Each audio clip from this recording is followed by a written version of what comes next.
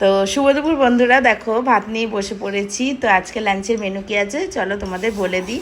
ফার্স্টেই আছে দেখো গরম গরম ধোয়া ওঠা ভাত। এখানে ওই যে কালকে লাল শাকটা ছিল তো একটু বেঁচে ছিল, তো আজকে পাতে নিয়ে নিয়েছি।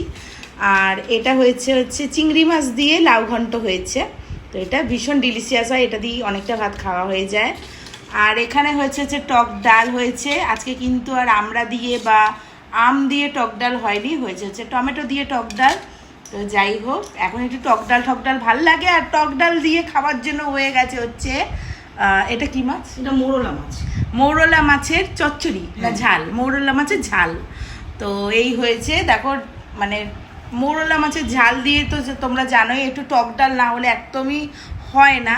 তো যাই হোক, মা খেতে বসে পড়েছে আর আমি এখানে বসে পড়েছি। আমার এখন খাওয়া হয়নি আর আমার বাবার খাওয়া হয়ে গেছে, তাই জন্য এখানে বসে বসে বাবা টিভি দেখছে। তো যাই হোক, এই হচ্ছে আজকে রান্না বান্না হয়েছে। তোমাদের লাঞ্চের মেনু কী আছে অবশ্যই কমেন্টের মাধ্যমে জানিও।